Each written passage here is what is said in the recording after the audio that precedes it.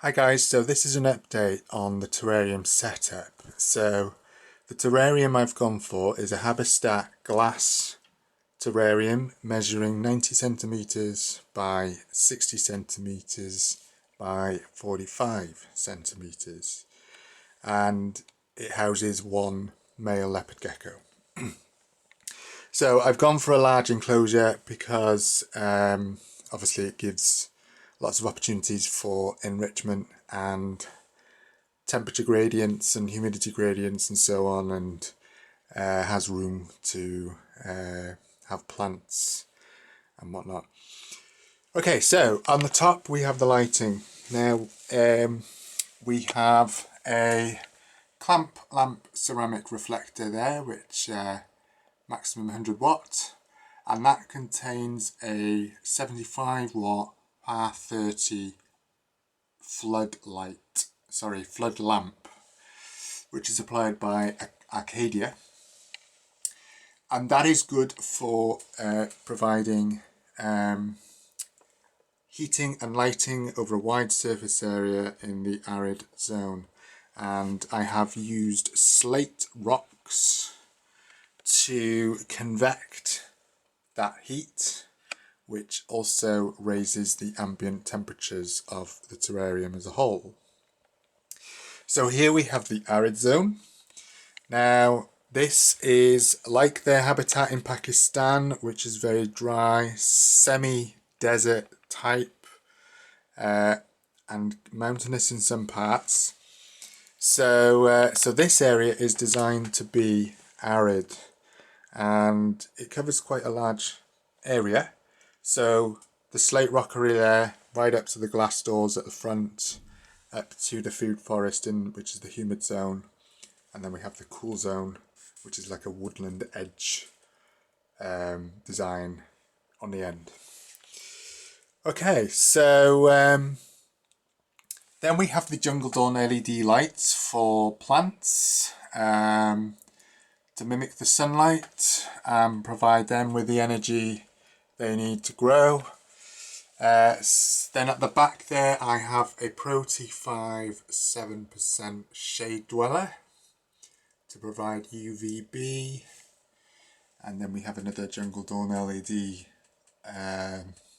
lamp there. And then we have the hygrometer and thermometer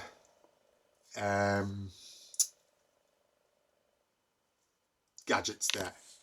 Okay, so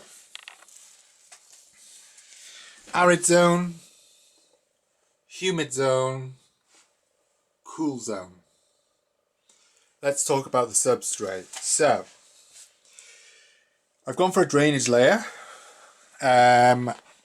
separated by some hydro fleece, and then we have the soil on top.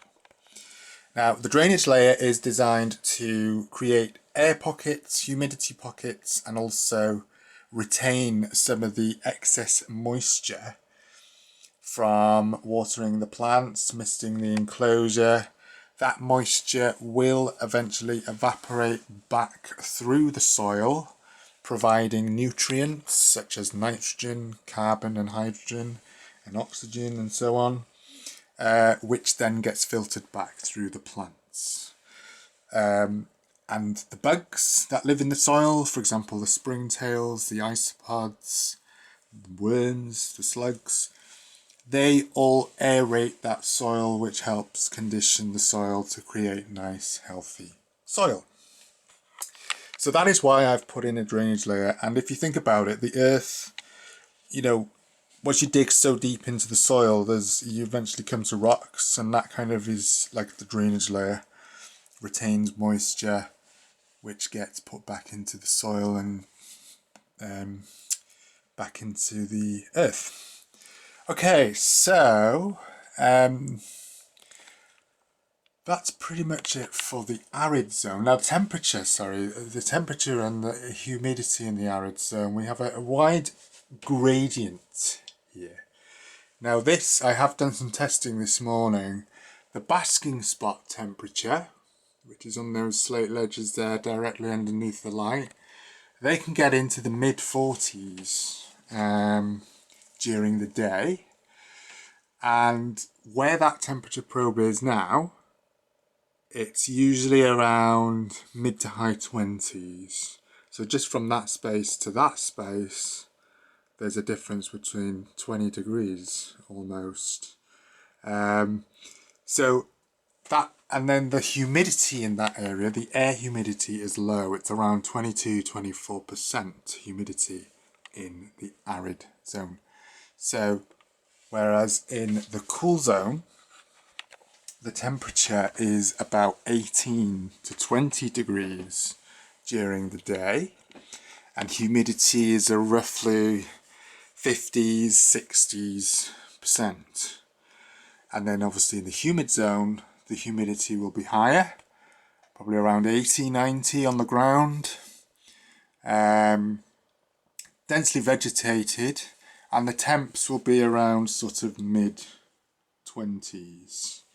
So we have a wide range of temperature and humidity gradients which help the lizard to thermoregulate, and also it helps the plants to flourish, and it mimics their wild habitat. So the design of this is, I've upgraded since my initial setup back in September last year. So from further research and studying the ecology of, the lizard and their environment and in the wild. So this is to replicate a slice of Pakistan known as the Potar Plateau region. Now if you look up on the internet, this region, it covers a wide area. The Salt Range Hills, Soon Valley, and that area covers a wide range of habitats. So we have mountainous regions which elevate up to 2,500 meters. Then we have subtropical regions close to the Indian border, which are more humid and rainforesty in a way. Then we have semi-arid grasslands and semi-desert rocky terrain in the Salt Hill Ranges. So we have a mixture of habitat, and I've chosen to kind of replicate that here with a bit of Welsh touch. I eat slate and I live in Wales, so the slate not only gives it that bit of Welsh touch, but it's a great convector of heat, and obviously provides lots of hiding places for the gecko for enrichment. Okay, so now we're going to talk about the humid zone. Now, so this is to kind of replicate the subtropical woodlands of the Soon Valley in Pakistan, which has a very rich, diverse range of living things. So if we look at the plants, we have a mixture of succulents and ferns and ficus tree, mosses and so on. So the humid zone is sort of designed to be kind of moist, sticky, mossy, and it's kind of like a food forest. So it provides lots of food sources for the living things in there, such as the insects. We have a whole variety of insects going on in here, from locusts to the black field cricket and then the brown house cricket. We have dubia roaches. We have a little breeding colony of dubia roaches going on here. We have centipedes, which are predators, and they will feed off the slugs and any kind of mites and stuff like that that can be pests. We have ground beetles, which do a similar job.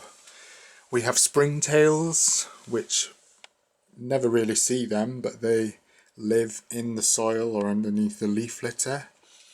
We have dairy cow isopods and tropical grey woodlice. We have a spider.